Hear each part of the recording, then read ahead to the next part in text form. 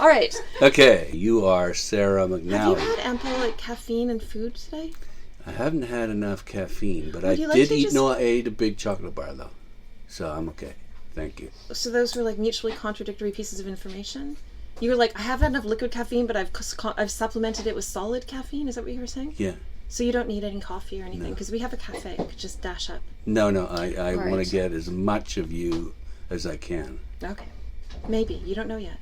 I don't know. I'm not sure. Mm-hmm. You've been sending mixed messages to me. Really? Yeah. It's not that I'm sending mixed messages. It's right now I'm under construction in 2 different projects, essentially. Okay. So the barrage of email is so extraordinary. And I'm operating on so many different levels at all times. I'm I'm doing cash flow management. I'm doing interior design. I'm doing construction management. I'm doing book buying. I'm doing But stationery buying. you're not doing delegating. I do only delegate almost, except when it comes to matters of design and construction management. I delegate most everything, or else I would be a complete disaster. And I don't delegate my email. I keep thinking, I'm always saying to Courtney that I need someone to impersonate me online, meaning just take over my email account and be a civilized person. Because I don't respond to so many emails. Unless I've noticed, if people email me Sundays, I tend to reply. I want me to reply. I don't know if you want to have that on On record? on record. But I think that those are the days at least so I can actually, that's Sure. the day I most feel like a human being rather than sort of the vortex of a tornado. And so I respond to people as a human being. So it's not that it was mixed messages, it's just that I'm a little overwhelmed with email right now and have not yet figured out how properly to delegate my email since my job does take place on so many different planes. It's hard for me to think how somebody could support, and an email is sort of the place where all of those planes meet in one horrifying howl, and it's unclear how I could delegate that part of my job, but I'm going to, that is one thing I will do. So you were contacting me through the one part of my job that I haven't really delegated, which is email. So it wasn't mixed messages exactly. Anyway, But so I'm glad that you're revealing yourself to me like this. is this the podcast? Have we begun? This is a good start. Oh, yeah. good. So you're the owner? Yep. Sole owner? Yep. What are the rents like these days? Different stores, different rents. The rent in the store we're sitting, there's 7 stores that I have. In New York. New York. I can't imagine opening outside of New York because I love it here and don't love travel. So I've always dismissed out of city offers out of hand. Although the rents are so cheap out in other places. Even when I have my colleagues complain about rents in Boston or DC or California, and then they tell me what the rents actually are, I think, it's nothing. Although I do believe that the rents here will start coming down. Why? I believe it's going to happen because retail is on its knees and is continuing to be pummeled by various things, and there hasn't been anything that has mediated the situation for us. And the only thing that could possibly give, it's not like retail can force people to stop buying. Yeah. Online, it's not like retail can adjust the costs of labor. It's not like retail can even adjust its margins largely. The only thing that can possibly give would be rent. But isn't it just continuing to go up because demand is there from offshore and other places? Well, that is for residential, which I'm not talking. Were you asking me my No. residential housing? I wasn't, but I'd be happy to go there. Yeah. So it's interesting. I have 2 stores that are in developments that are larger. The one I'm building one right now with a developer called Acadia that's under construction. It will be the biggest store. And they've been wonderful to work with, and they can sort of work a bookstore into their larger project because they're looking at their revenue as, mixed residential and retail. Mm-hmm. And they look at a bookstore partly as an amenity to the residential, and then partly as a revenue stream in its own right. But their deal is a kind of a much more percentage of revenue deal. So we take the risk together, and we will profit together if the store works. And Plus, you bring people to the destination. You're Sure. a destination. right. So there's working with developers. Perhaps we should close the store. Yeah, I'll do that. I'll do it because it's a process, but it'll move. Shoes. Oh fuck! What? I don't know. Does that help or not really? Should I? Yeah, it's okay. I can move these boxes. I told you I should have done it. Actually, wait a minute. Look at all that. Yeah. You actually what? Oh, oof, ah, oh, oh, ah, okay, okay. That's why you're in such good shape. Do I look like I'm in good shape? You do, yeah. I'm thin, which is different than being in good shape. Okay. And One I'm is not thin. One is genetic. Everyone in my family is thin. Okay. I'm completely lightheaded from doing that. First time my blood has moved in days. I think lightheaded's going to be good. Better than heavy-headed. That is true. Heavy-headed is a horrible feeling. Yeah. So you're expanding, which is this is exciting. This is really for bibliophiles. I love to hear this. Maybe we'll see. I mean, That means you're profitable. all of our stores are profitable. More so than ever. Not more so than ever. This store, the rent just went up massively, so this store is less profitable than ever. But That's what I was asking about the rent. yeah, this store was very hard hit by a rent hike, but but we'll scrape through. Every new store I open, I don't want to open any more stores. I can say that that has been true for years. I do not want to open any more stores. I love my original store. I love being in the store. I love working with the booksellers in the store. But then what happens is I get seduced by a developer or a broker to go see a space, and then something happens between me and the space that feels almost like the beginning of romantic love. It's extremely similar, and I can't help myself but to build. It's almost like Procreate. yes, it's almost like procreation. And so I don't. But then I have more stores, and with every new store that I have, I'm pulled further from the parts of the job that I actually enjoyed. And Because you don't want to be like a real estate manager or anything, or is that it?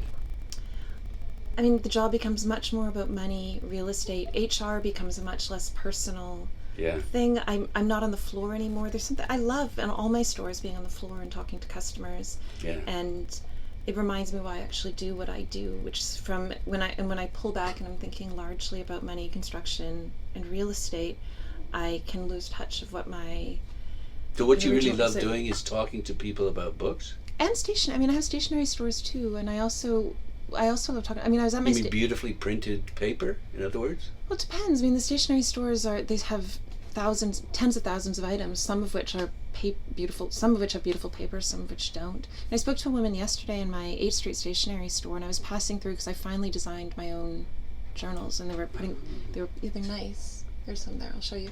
There's not much content in a notebook, though.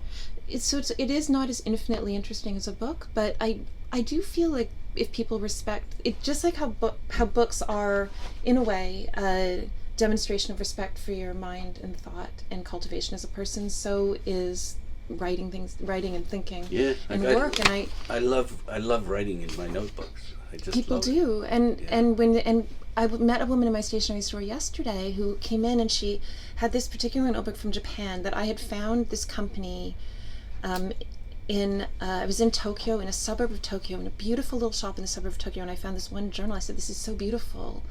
Could I sell this in my New York store?" And he said, "Well, it's just made by a man who lives in the country. I can ask him if he'll make them for you."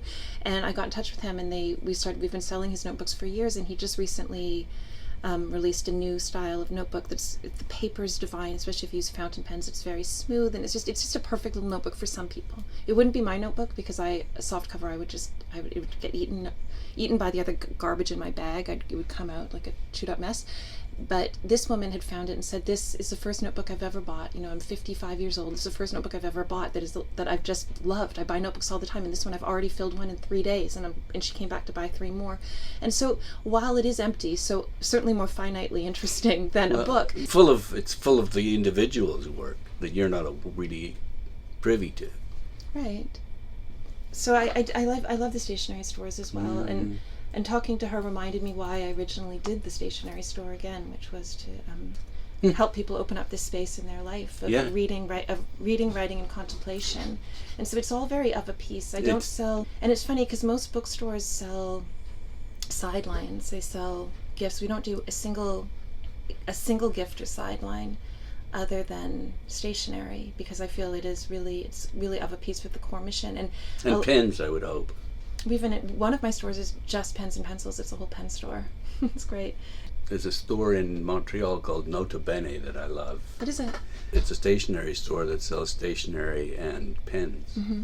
It's a small little store. I think he brings in some of the most interesting lines from around the world of pens, and so you do the same thing. Yeah, it takes a lot of travel, which I've become increasingly averse to travel, which is problematic. Just the pain of sitting on a plane, and I think it's the airports. yeah, I find it demeaning. especially taking off your shoes and belts, and It's completely irrational, and having to watch millions of people be subject to these irrational, idiotic behaviors, and watching America export its irrational idiocies to other countries who actually enforce those rules better than America does itself. You go to France or Germany, and the people at the inspection are much more rigorous about the liquid and bag rules than Americans are, and it was a stupid American rule to begin with. That again makes no sense. Yeah, America exports these things, and they were stupid. wait, what's so stupid about ensuring that a bomb doesn't show up on the plane? Yeah, you should ensure a bomb doesn't show up on a plane, but having only X number of millimeters in a plastic bag does not actually do that. Okay. It's So absurd. it's just a power trip. Taking off your shoes because somebody once tried to light their toe on fire. For now, tens and hundreds of millions of people taking off their shoes every year. It's irrational. And so I don't know. The whole thing is just I find I've become averse to the entire. And then the waste and the plastic. I was just reading the other day. There's on average, every passenger creates 3 pounds of garbage on every flight. Then plus the carbon footprint. It's just there's something just gross about air travel. So I'm becoming increasingly averse to air travel, which is a problem for my stationery company. But I will somehow overcome it. You could delegate someone else to travel. I did send someone instead of me to the Japanese stationery show this year, and he was Japanese, got to see his family, so he was delighted. So it's interesting because once you have relationships with stationery lines around the world, you can just keep ordering them, but you do have to check back and see what's new. It's a balance. Do you see your role as a bookseller to counter this sort of Trumpism, populism, brainless kind of politics? I think I believed in that more. I opened this store under Bush Cheney, which was a very, very dark time in America. And at that point, I really did believe that if people read more, they would change the world. It's funny, I was at my friend runs a New York Public Library store, and I was there visiting her and the other day, and they've created totes, and one of them says, I forget who said it, but think before you speak, read before you think. And I did. I like that. It was wonderful, and I did think when I opened the store, I did have a belief that if more people read, that it would create an incrementally better world. I don't feel that as much anymore, and I do wonder, especially, I used to believe that if people read about different parts of the world, that it would open their minds, hearts, and perspectives, and I don't even know if I believe that anymore. And in fact, what do they have to do? Travel there? I don't know. Or do they have to actually talk to people about the books they've read? I don't know the answer, but I do have a growing discomfort, which I hope is wrong. I hope I'm just being an idiot, but I do have a growing discomfort with the fact that most of the books that people read about groups of people who are outside of their normal everyday experience, whether it's people who are living in our own country in a very different way, or whether it's people who are living around the world in a different way, most of them these stories are so sad and heartrending that in a way I wonder if it actually makes Americans who read them, the kind of upper middle class Americans who read them, actually feel a little safe and smug, and in fact distances them more from the people that So it's funny, my son and I just listened to the Trevor Noah audiobook I'm Canadian, I just drove to Canada for Thanksgiving, and I don't know why I drove, it was ridiculous, but because of my aversion to air travel, I drove 8 hours. But I drove down to Poughkeepsie. Poughkeepsie. From Montreal. Oh, yeah. That's kind of a nice ride. And then just took the train in. Yeah. And I took the train. Yeah.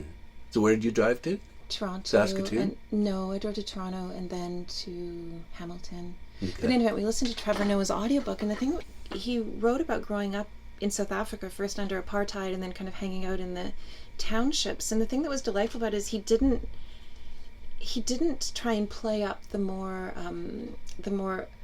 emotionally sympathetic parts of the story. He just told the story as people and living their lives in a different way. And because he's a comedian, he played up the comic aspects of it. And it was delightful. And I wish more books. That book, a book like Trevor Noah's book, I think could actually change the world. And it sold well over 1 million copies. And I think there's been more than 1 million audio How can it change downloads of the it. world? How? Because that is a book that, instead of actually making Americans feel kind of smug and safe and, phew, thank God I live here and not wherever it might be,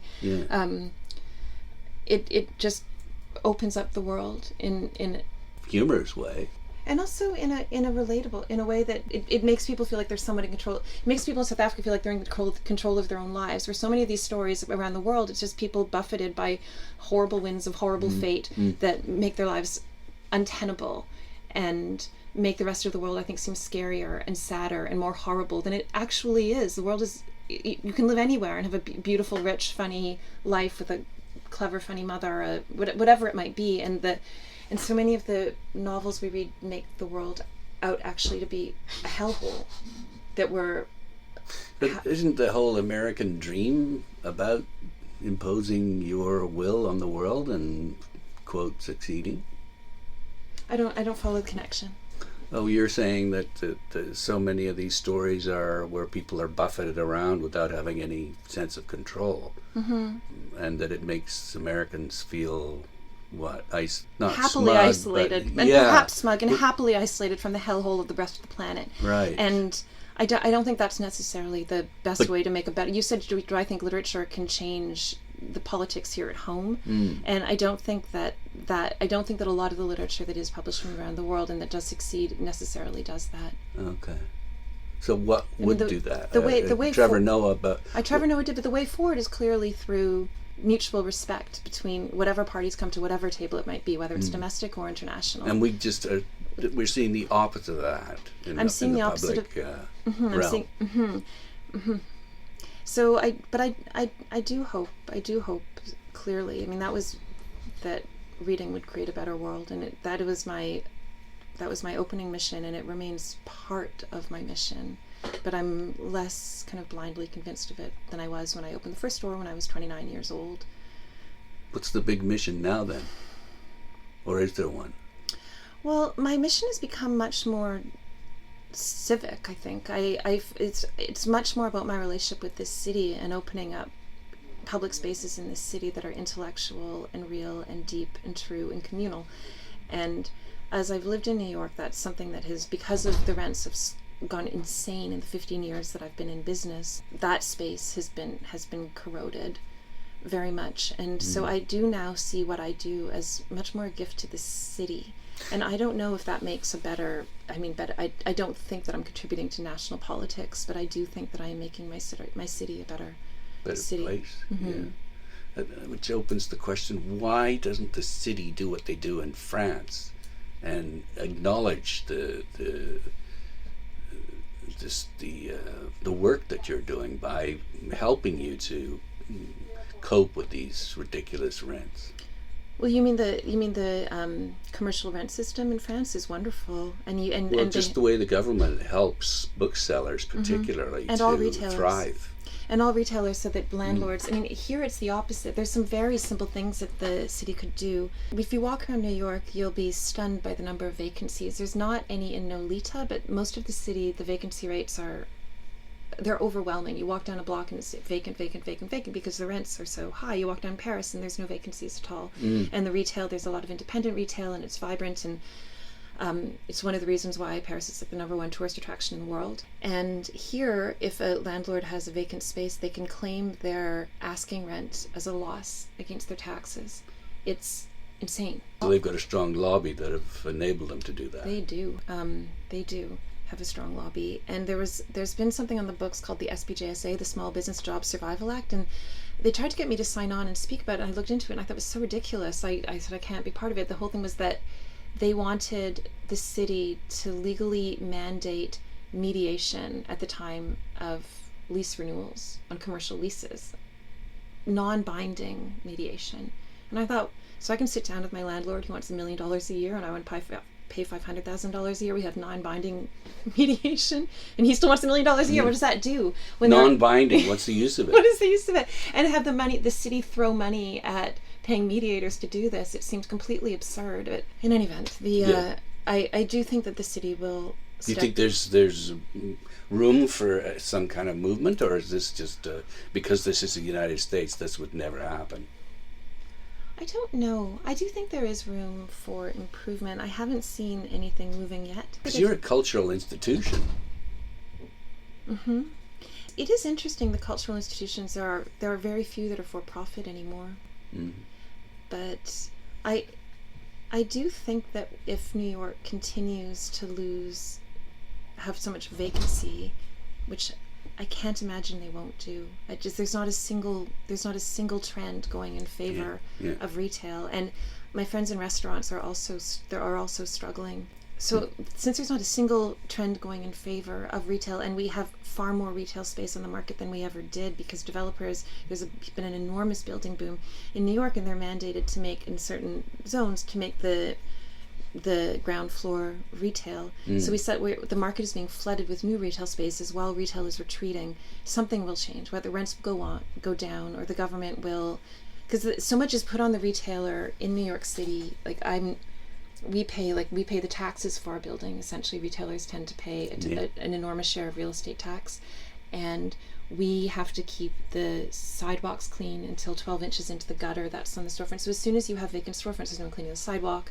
There's homelessness on the sidewalk in front of it. So the city is incentivized to keep retailers thriving, and as are landlords eventually incentivized to keep retail going. So I do think something will shift. We shall see. I mean, I'm interested because I plan to move this store in 5 years because the rent is so high, and also because I made 2 reasons. The rent is very high. 3 reasons. The second reason is that this neighborhood has become so mobbed by tourists, and my store is essentially not a tourist store. It's I don't sell regulars. You've got regulars that come in, and right. It's a store for readers. I mean, we don't sell like New York paraphernalia. You can't buy key rings, or we're a store for people who love books. And I mean, the Strand has converted itself very beautifully into a bookstore that's great for tourists. And I go there sometimes and I think, man, Nancy is so smart how she has made this a tourist attraction that's rooted in books still, but has all these other profit channels through. Last time I was there, I saw these tiny little Trump hands for sale. Right. And so that's great for tourists. They can come to New York, get the stuff. But I that's not the store that I run. And it's just not the store I run. Perhaps I could, but it's not my dream to run that store. Well, I do something different. I try and do a deep backlist store that people can come in and get. So if it's not profit, what is it that drives you then? Well, it is. I said she has multiple profit channels. Yeah. I mean, it is still. I have to stay in business, but I'm driven by books, magazines, and stationery is all I sell. So we're not an easy tourist store, especially a store like this. You have to sort of learn how to use it because the backlist is so deep and organized that you don't just walk in and the first book we have, for example, our literature section is organized by region, and you're not going to walk in and think, what is interesting and new in Algerian fiction? But once you've been using a store like this store for a couple of years, you'll have wended your way back through the tables, through the shelves, to start exploring deeper, more interesting, unusual subjects. So you've got stuff on the shelf that won't sell right away, but it's there, it's diverse, it will sell right away to a customer who's been using the store for years, but it won't sell right away to a customer who's walked in for the first time. So it doesn't make it a very tourist accessible shop. It's a shop you have to learn how to use, and I hope that we will continue to support readers on their journey as they deepen their reading life. And so we're not really a tourist neighborhood, and we're now stranded in an enormous tourist neighborhood, so that on the weekends, I mean, people who do live here leave because there's just crowds of people eating. There's a famous pizza place. I've never had it because I'm a vegetarian, but it's like a pepperoni pizza. So there's pepperoni pizza and millions of people, and it's become cars are just jamming the street all the time. And when I moved here, Nolita it was like a very charming, very empty village, and it was sort of perfect, and it was much more amenable to readers, and this is a store really for readers. Right. And so I think I need to move this. So the first reason is my rent is hella high. Second reason is this is a store for readers far more than a store for tourists. And the third reason is I built this store when I was 29 years old. I didn't know what I was doing, and I made a lot of mistakes. And it's very hard and expensive to fix a store that's built It's very hard. Yeah. You Even mean with- just physically? physically, like if I was to move the shelves where I'd like the shelves, I built the store so quickly in 3 months that the flooring was put in after some of the shelves, so I might pick up a shelf and then there's no wood floor underneath it. It's very hard to actually build the store as it should be. And So how should the store be? Oh, there's a million little things, and they're visual. I think it'd be very hard for me and boring to anyone but me. I mean, I'm moving my stores all the time. I opened one store a month and a half ago, and I've just completely redrew the layout last night, and I'm changing everything. I'm putting a massive order into my carpenter today to change things. I'm interested in what you're doing to sell books. Like I interviewed James Daunt, I mentioned to you a while back, and he said book selling is really visual. So in other words, what he does is, or his people do, is they borrow each other's glasses so that they can't really see clearly, so that's out of focus. So they see the colors as opposed to the titles, and the colors are really important. Wow. Do you do anything like that? No, I've never chosen or put a book somewhere based on color. I don't think. I mean, it sounds like a decorator, but it's a selling technique that apparently works. And it can be a problem. Like a publisher that my booksellers really love is called Fitzgeraldo Editions. Their covers are all just white and blue. I think if it's fiction, it's white with blue font, and if it's nonfiction, it's blue with white font. No, it's the opposite. If it's fiction, it's blue with white font. Nonfiction, white with blue font. And they are difficult to display because they don't cue the reader about anything. And then there's something we just did something because we're turning 15 on December 4th, and we did a list of the top 100 selling books of the last 15 years from your from company. the store. Yeah, and it was wonderful. I mean, What was the number one? Just Kids by Patti Smith. Number 2 is My Brilliant Friend, and number 3 was what is that book called? It's a Simone de Beauvoir, the book with 2 novellas. I should remember. We sold many, many thousands of copies. That's wild. But the reason is Peter Mendelsohn. I don't know if you should speak to Peter Mendelsohn. He's a genius. But is he the book designer? He was a book designer. He's also a novelist and an essayist, and now he's the creative director of The Atlantic, and he's got his second novel is coming out from FSG, and his first novel was from Knopf. He's extraordinary. But he designed the cover of this Simone de Beauvoir novel, and he did this it's this fuchsia book with these green lips with a cigarette hanging out of them, and there's simply no way that we could have sold. It would be our number 3 best-selling book, a Simone de Beauvoir collection of when he redesigned that book, he pulled it out of the backlist. It was about to go out of print, and he went to his publisher at Knopf and said, I'd like to redesign this book, and he saved it from being out of print, and now it's one of the best-selling books in the history of the store because of the cover. So I'm not saying covers are irrelevant. Wow. But because there's some school that says that because social media now is stronger than ever, that it's much more to do with content and people listening to podcasts and hearing about books and then going in and buying them rather than. It's a combination, I'm sure, but I don't know if social media has made people less interested in covers. You can post them on Instagram too, which so that maybe compensates for it. I don't know. I mean, the tragedy for me in social media taking a larger role in determining book sales is that criticism, like including music and film, all art criticism, but literary criticism also, it's really retreated out of the culture in a way that I find agonizing, and the style of reviews has changed very much so that the style in which books are reviewed is less engaged with the literary world and more engaged often with the personal life of the reviewer. So it seems almost like a review of a book is like half memoir, half review of how the book itself interacted with the reviewer's autobiography. Who cares about that? Except for the viewer's mother. People must do because it's certainly changing the tenor of criticism. Yeah, it's like James Wood was big news about 10 years ago, yes. and I used to blog a lot about him, and there were lots of other people that did. And he's a good critic. Yeah, but it's interesting though that he seems to have receded. Everyone.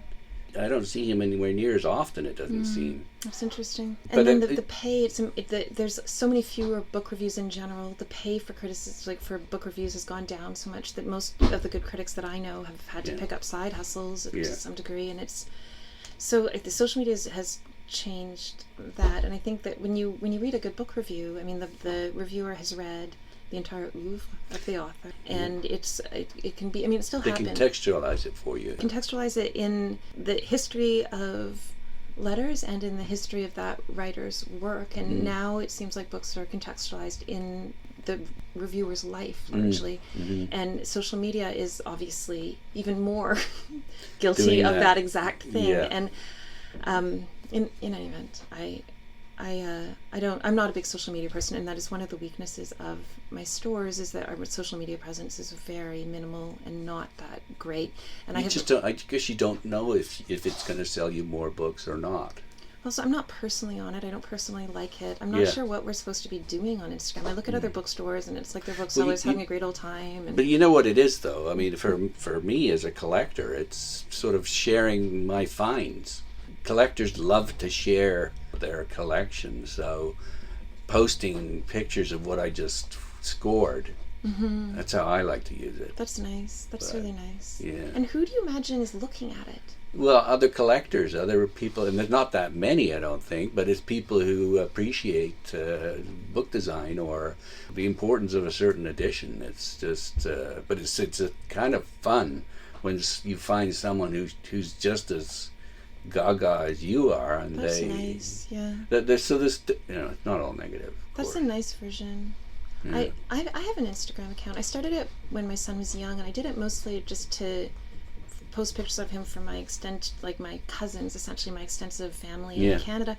And then my son got older, and I realized that really people aren't that interested in other people's children's pictures. I mean, it's something you think when your child is young, then you get older and you think, okay, everyone has kids, they're all great. It's not that interesting. And so when I had that rather obvious revelation, I basically stopped posting. That my cousins didn't care.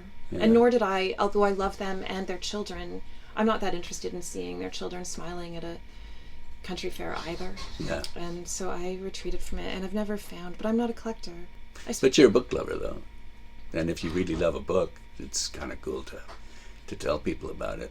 Yeah, and it'd be interesting. That is something actually I would like to use. I could use social media for, because one thing I'm not a reviewer. I think that I've been thinking a lot about what my next career will be, because I don't think, again, I mean, my life is so much about money and real estate now. I mean, before I met you this morning at 10:15, I'd spoken and emailed almost exclusively about real estate to various people, and so I'm thinking, I'm not going to do this the rest of my life. This is not my dream.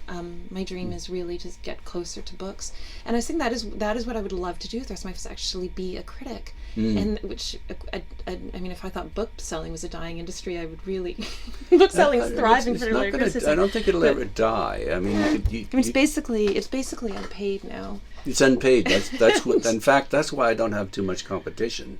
Because if it was paid, then there'd be a bunch of people in this looking at the book space.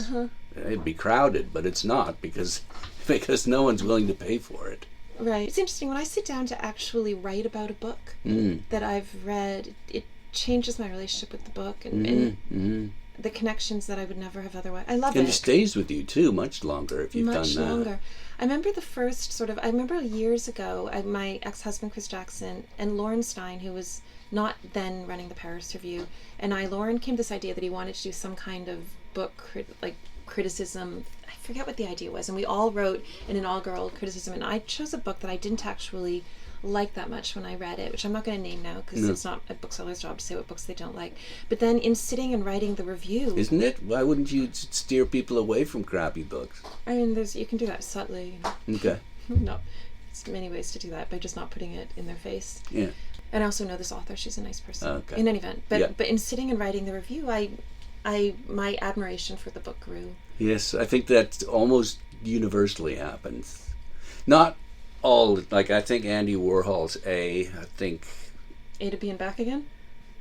It's just A. It's his novel. Oh, his novel. I would, regardless of how much time you spent with that. You wouldn't like it? Yeah. It's funny, I said something like that similar to what I just said to you, to Sacha Jones. I don't remember, he used to be the music critic for the New Yorker, and he said, yes, that can happen. You can sit down and you can, the more you think about it, you can like it, or the opposite can happen. Yeah. Your hatred can grow, your disrespect can grow the more you think about the, I mean, I think that might happen more with non-fiction. Yeah. I think that might happen. Like, he was talking about Jess Rau's book, White Flights, which he said the more he thought about it, the more he disliked it, the more angry it made him. Yeah, I there's a book of poetry that came out in Canada that won the Griffin Prize, Poetry Prize. The more I read that, the more angry I got. Especially after it won that prize. You mentioned Canada. Could you tell me about Saskatoon? Yes. Because there's a McNally Robinson bookstore in Saskatoon. Yeah.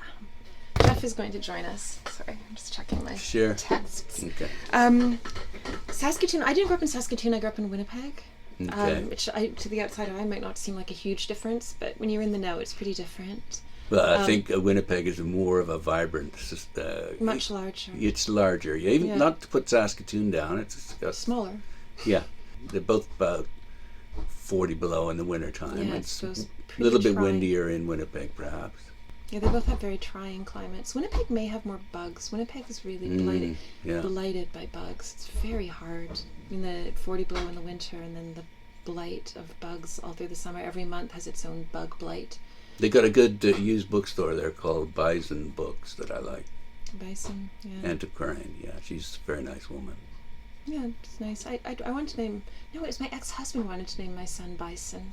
Ah. It was so weird. I said, why? I mean, in any event, but it is the provincial animal of Manitoba. Yeah. Winnipeg is. Yeah. You grew up there, and then you spent a bit of time in Saskatoon. And then I spent a bit of time in Saskatoon. So is there a McNally Robinson in Winnipeg as well, or not? Mm-hmm. That's when Mom started it. My mom started McNally Robinson in Winnipeg when I was very young. I mean, 6, 5. Are you meeting with a Jeff? Oh, is Jeff here? He can come in. Oh, good. Now we can talk about the non-profit. Jeff is he just converted to non-profit. Oh, did he? Yeah. Do you want to quickly speed read his letter before he comes in? Oh, no chance. You can't speed read. Hello. Come on in. Hi. Your offices look this shitty? I don't have an office. Okay, well this is mine. I used to have an office. I moved the walls. This used to be my office back here. The wall used to be here. And Courtney and I used to sit back there and be happy all day. And then I somehow renovated myself out of an office. And now Courtney sits there alone. That's the way to do it. Really? Get yourself out of an office. No, it's the opposite. I've realized that if I had an office, all my problems would be solved. I'm serious. All of them. The office is the whole city. Yeah. No, it's not. Because I'm natively disorganized with extreme ADD. And I realize that if I don't have things physically in front of me, there's simply no way that I could ever remember, keep track of anything. Because having to like reinvent my life every morning, it's almost impossible. I mean, I have my to-do books, but it's not the same. And if I had an office, I could have stacks. Anyhow, Nigel, Jeff. Hi, Jeff. Nice to meet you. So good to see you. Nice to see you. I'm so glad we're doing this. I mean, this is cool too. I mean, this is super bizarre, but well, okay, we were talking about stop talking. bisons and mosquitoes and Winnipeg and rents. Yeah, all stuff's super relevant to you. Actually, you must have mosquitoes in Chicago. There are mosquitoes, for sure. So You moved recently, the store. 6 years ago. Is that recent in your terms, or? It's a 60-year-old bookstore, so Yeah. I don't know. We also transitioned to a not-for-profit last week, 2 weeks ago. The letter was very impressive, very well written. Thank you. I'm excited to talk to you about it. Mm-hmm. How did that work, if you're willing to share? Of course. Well, it's a long story because I would have to explain how we were initially set up, which is frankly a very boring story. I don't Corporate think anyone structure. really cares. Yeah, it's decidedly not corporate structure. It's a bunch of students, seminary students, in 1961, deciding that they need cheap books, so they're going to leverage their purchasing power to get obscure books cheaply. And that's how it was structured as a cooperative. And you put, I've been there once, Oh, yeah? and of course I love the lines on the floors. Oh, so you haven't been to the new space? I haven't been to the new space. Come no. visit. So there's You and Sarah both. there's no Come lines visit. on the floors, though, or are there? There are no lines on the floors. Okay, that was a big draw for me. What were they? What were the lines? They were just to get you around. It's not much different from Because it was like hotels. underground. There were Yeah. pipes overhead, and if you wanted to find literary criticism, you had to look at, say, the yellow or the red, and then you just follow it like a subway line until you got to the. That's so charming. Why did you drop Very that? charming. Well, it's a completely new space. I've seen pictures. Yeah, so we, Stanley Tigerman and Margaret McCurry, Stanley died a few months ago, were longtime shareholders, and their vision, their architectural vision is what we followed, and it is choice for that space. Honors the history, replicates the sense of getting Labyrinth. lost among the books and not being able to find your way. Everything is in some sort of disorder. And It is, but it must succeed in selling books.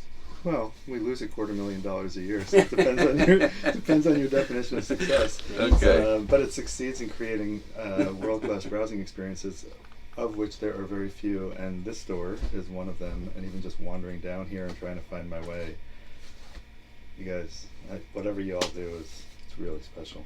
It's interesting. So I just opened a store a month and a half ago, and I realized I completely screwed it up. It's so beautiful, the store I opened. It's really, really beautiful. But it's filled with seating. I wanted to make it just a place where people could come and feel almost like hugged by the store. And I realized that putting in too much seating completely dissipated the buying energy. It's a little heartbreaking. So I've got to take a bunch of the seating out and put in tables. I walked around at the stores, so I was like, who are the stores that are like really know how to make money? And I went to the Strand, and I was like, shit, they do nothing but tables. They don't have a single seat in the entire store. So it's table, table, table. And I went to Barnes & Noble, which admittedly still makes money, actually. They just, I think somehow they don't put it back into the stores. It just goes to the shareholders instead of to the stores. But it's the same thing. They've eliminated everything other than table, table, table, table. There's no shelves, and there's no seats. And that's because people like to pick something up that they can look at the face of it and. Seems the most rational explanation. Yeah. I can't think of another. Can you? We have, our tables are essentially to pull people into the stacks. They exist That's to pull what I people do. into the stacks. Yeah, that's exactly That's exactly what I do. So this is like a taste of what's. It's representative. Yeah. Yes. Look at that coffee mug. It's not. It looks like mold, but it's because I drink matcha. It's so disgusting. That's There's nothing like an wonderful. old mug with matcha in it. This is his. He gave this to me. Ah, okay. But don't look in. It's so. It's not. Everything since I started drinking matcha, it looks like I drink from moldy mugs. What is matcha? What? That's something that a New Yorker would drink. Yeah. Something a Okay. New Yorker would drink. So now you know what to do if you want to look like a New Yorker. I gotta just get a photo, if that's all right. You may. So, yeah, we went not for profit, and we went not for profit because we're not here to sell books. You're here Unlike You're here to potentially other provide a booksellers. browsing experience. The product is the browse, The browse. because you can buy books anywhere.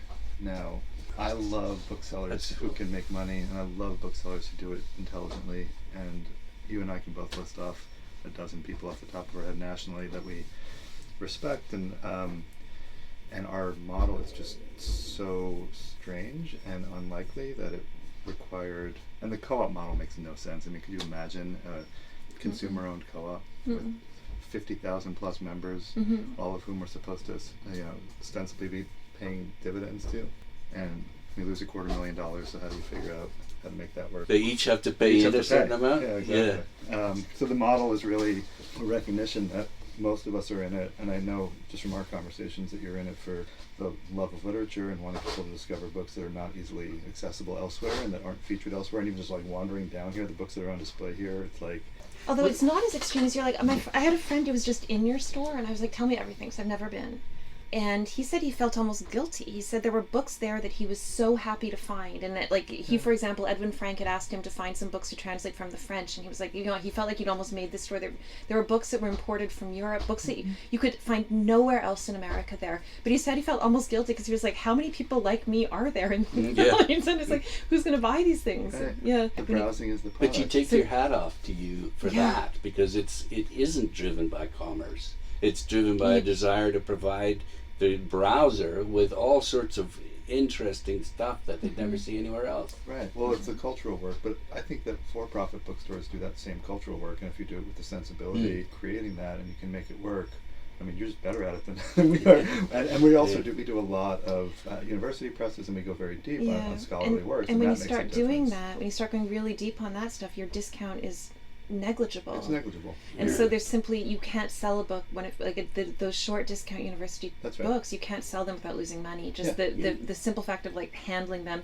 opening the box, you've lost money. Yep. I did the math when I started, trying to figure out how to, somehow stem the tide and arrest the decline. And it was, the fact is that we would have made more, the fewer books we sold, the better we would have done, which is a ridiculous business model.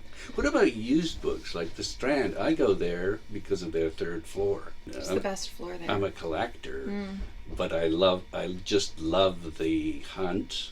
I love the fact that there's all sorts of interesting books there that you won't see elsewhere.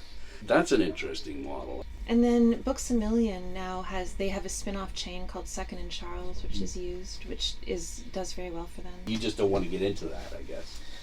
We do something really beautiful. So my favorite thing that we've done. So I have too much respect for the profession of used bookselling to think I can just like wander. Yeah. It takes mastery, years and years to master. Yeah. I was recently on a panel of there are 3 booksellers whom I revere: Jack Sella, Doug Wilson, and Brad Jonas. Brad is the owner of Pell's in Chicago, which is the first Pell's. Yeah.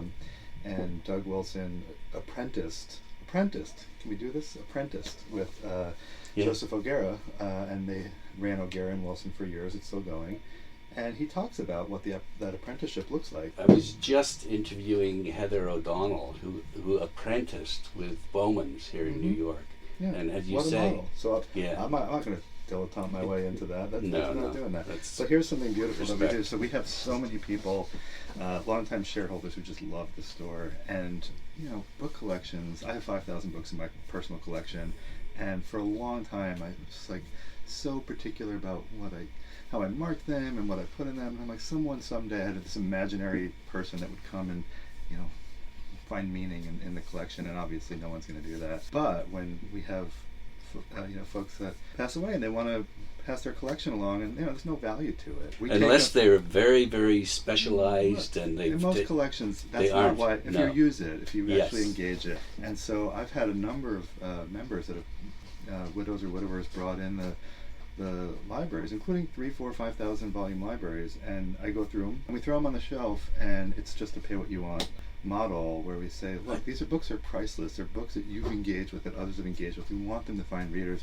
Take them for $25, take them for $100. Now I'm going to go. It's really, Are you continuing to do that? Yeah, we have a bunch that we just took in. How many shelves worth of that? It's just like we have a front row of how many? 5 bookcases. That's and it's just whenever they come in, and if they don't come in, then we throw clearance or remainders on there.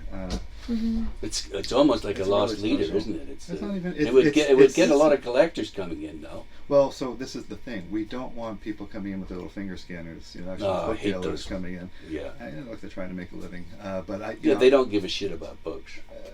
Right. Depends. Right, well, if they've got these scanners, they don't. Right. No, of course.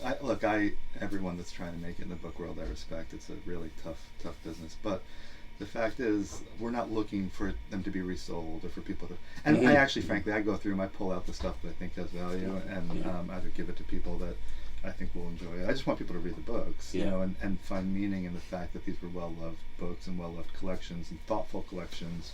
And some of them I don't even know. This is the wallet that I use, which is just like not even a particularly interesting wallet. It was part of one of the book collections. A gentleman named Patrick Callagher. He was, and I just felt like a deep connection to him after going. I felt like I knew him. I never met him before. And I walk around with this wallet. It's ridiculous. It's like so but your collections are who you are, in a way. Or who you want to be, and who you want to be, some and combo. who you once were. Some combo. You sadly are, and who you want to be. Yeah. I just want to make a point about how good this bookstore is, because when I came in to come downstairs to meet you, I saw that you had Harold Bloom's Anxiety of Influence. And yesterday my daughter had emailed me just saying that she figured she should probably go and pick up a copy, just to pay him respect. Oh, that's so nice. Young people coming to him. But here you are anticipating that. It's not such a big. It's just something that I noticed that was when someone important dies, you've got their books out. But still, he taught me so much when I was young. When I was like 19, 20, and like, what a wonderful entree into the world of criticism he was. I agree. Yeah. Yeah, I want to jump on this. Bloom?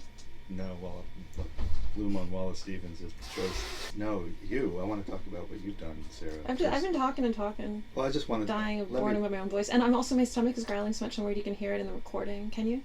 Probably. Good, we're going to stop. This So picks up hungry. everything. Here's what I want to acknowledge. So in 1961, 17 seminary students came together and established a store. In over 40 years, it was built up by owners, and I have been stewarding it for 5 years. I have no idea. You came over after the move. I have no idea how you build something like this, and I am in awe of not just building it from scratch, but doing it in this fucking city. Like, I have no idea. But you're talking now about Sarah's store. Yeah, how do you build it from scratch? It's real easy to walk in and not be the owner, not have to think about every detail, not have to build it from scratch. I had 50 years of institutional memory, and I inherited stacks. I had 100,000 books. You built it, and you're continuing to build it, and you're building a model that is really exciting. And I don't. Can you give us that? That'd be great. Give you how I. An answer to his question. It was when I opened the store. It was so bad.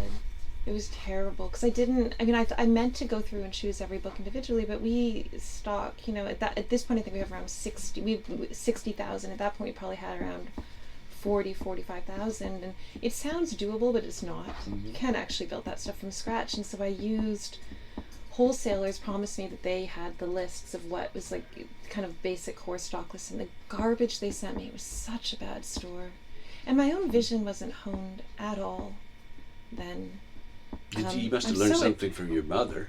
Well, in fact, a lot of things I took from my mother I look back at and I'm mortified. My mother did do sidelines, and I opened the store doing sidelines, and I look back at that. You mean like Chapters does with pillows and such? Candles? I didn't have pillows. Candles? I don't think I had candles, but it was on that spectrum, and that's something that now I'm such a purist, I can't imagine allowing such a thing in my store, and but yet it keeps Indigo open without it. Indigo's a very specific kind of store. It really is a gift store as well. It's very she kind of did research and realized that most book buyers are women, and she really doubled down on that. She's pictures of herself all over the store. It's like it's not like and on the books too. Yeah, so it's almost more like a Martha Stewart model of bookselling, which she's done very well, bless her. But it's not my model at all. Your model is. I think we went into that before. I wasn't listening. Could we do it again? I was just saying that my model is this is a store that it takes years to really learn how to use. It doesn't offer itself on the surface, but as you become a deeper, better reader, the store will continue to support you as you travel through the many kind of entrees that it makes into the world of books. And a store that has much more tables, more sidelines, is a much easier store to engage with. I brought this up, Jeff, in reference to being this neighborhood, since I opened the store, has become a tourist neighborhood, and I don't have a tourist store because my store is not. It's not really that. It's you can engage with it on the surface level. We do have the bestsellers. Unlike we have a mutual friend who won't even put bestsellers. Paul Yamazaki won't even put bestsellers in City Lights because he's like, right? Because I said how many? I remember because my ex-husband did the Jay-Z book, and I said, how many did you sell the Jay-Z book? And he said, oh, we didn't sell it. I said, you didn't sell it? And he said, no, you can get that book anywhere. I have this many. Good. I can go to a supermarket and get that. Right, and he feels like his entire role is to educate the public, so to give them things they already know about is failing in his mission as education. It's brilliant. Wow. It is brilliant. So they own their building though. Oh, okay. That's brilliant too. Model and they have all Right. That's however true. you can make it work, whatever the racket is, figure it out. Yeah. So you grow with your reader, is that, or you help the reader to grow? The idea is, it's that there are many paths through the vast history of books, and we certainly don't have all of them bushwhacked, but we try and bushwhack as many as we possibly can for people to get through. And so I guess that is my model now, whereas I did start with a much more kind of immediately friendly, generous model when I opened, and we're now friendly in a different deeper, Yeah. longer way. But it is hard being stuck in what is increasingly a tourist neighborhood, because it's become. I mean, readers don't want to brave the crowds of tourists on the weekend outside the sidewalk. And our sales are down in the last couple of years, not dramatically, just by like 1 or 2%, but and I do believe a lot of that is because our neighborhood has become somewhat off-putting to readers. It's weird. You got so much pedestrian traffic, which is what most booksellers die for, and yet it's not the right kind of pedestrian traffic. What's that curve? The curve in economics from Ferris Bueller? Pareto, optimum. No. Okay. I think there's a joke in Ferris Bueller where he's like, anyone, the blah blah blah curve. Laffer. Yes, the Laffer curve. It's like the Laffer curve. It's not like more and more and more foot traffic eventually just brings more and more money. Like I could put a bookstore in Times Square. It would be a disaster. I'm sure it would be a complete disaster. I'd be lucky to sell JC. I know you're getting hungry. Can we just... I've gotten hungry. You've gotten hungry, so it's already there? I can tell you're a little snippier than you were when we first met. Snippy? You're making snippy. Yeah, no. Saskatoon. Can you just finish on Saskatoon? What? I've got nothing really to say about Saskatoon. I'm so sorry. That is sort of snippy, but I really don't. Sorry, I didn't mean to offend you. Did I offend you by calling you that? No, I'm almost impossible to offend. But I mean, when people are Saskatoon. hungry, they do get snippy. But honestly, I lived in Saskatoon for 6 months, and I don't know what to say. I didn't have a single friend when I was there, so I didn't really. My mother had just opened a bookstore, and I had just moved back from. I just had a horrible breakup in Germany. I kind of showed up on my parents' doorstep, and I think I showed up weeping on my parents' doorstep. And I was 22 years old, and they said, "Why don't you go to Saskatoon and run this store that we've just opened?" So I opened that store, and as I said, I didn't have a single friend, and which is. It's a rare thing to not have a single friend in it. How do you manage? I managed it somehow. Failed to make a single friend in my entire time in Saskatoon, and I just worked getting that store going. And that store is still. My parents have since retired, but that store is still doing well. Yeah. And even though I didn't make a single friend there, when I left, there was like a going away party for me, and everyone I'd ever met in Saskatoon, came to my going away party. It was beautiful. It was very loving. But anyhow. I was so alone. I remember just going at night. I remember like sitting on a swing at a swing set and swinging and just thinking, geez, I don't know anyone I could possibly see. So that would be all I have to say about Saskatoon. I don't know how interesting that is from a bookselling perspective. It's not a nice memory. I'm sorry. Well, it's not a bad memory. It's just it's strange moving to a small town. It's a strange thing moving to a small town. It's something that it's sort of played up in movies and TV. You move to a small town and like immediately a motley crew of local eccentrics takes you in and you become the big city. Or I guess I wasn't a big city person back then. I was from Winnipeg. Which was actually technically. From Saskatoon standards, I was rolling in pretty urban, and you become the urban representative in this motley crew. That did not happen to me. Okay. Anyway. Well, I'll let you get to lunch. Thank you very much for agreeing to share your wisdom with me, both of you. Thanks for doing this. I'm sorry again for not emailing you back. Oh no, it's okay. I've been speaking to Sarah McNally, who is the president? Owner's even better. Yeah. Owner of. We don't have a president. I sign myself as member or managing member. Mm-hmm. I don't think we don't have the corporate structure with a president. Okay. But I don't know. Of McNally Jackson Books in New York City, and Jeff Deutsch. Who is? Shopkeep. Shopkeep's good. No, he's not. You look at his email signature. Director. Director of the Seminary? Seminary Co-op Bookstore. Co-op Bookstore, the famed 57th. There's a bookstore called 57th Street Books. Yeah, that's us. We have 2 stores. Oh, you do? Oh, that's you as well? Mm-hmm. I didn't know that. Mm-hmm. So it's sort of, you go down the stairs into the...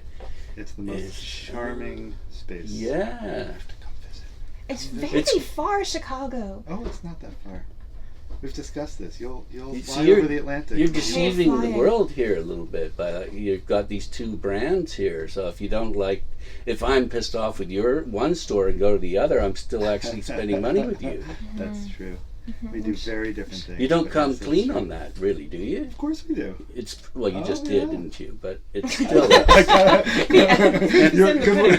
Good work. Investigative journalism.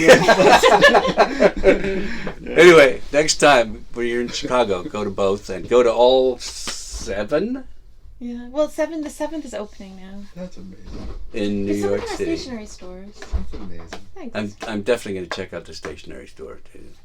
Yeah. Yeah. Which, yeah. Thanks again.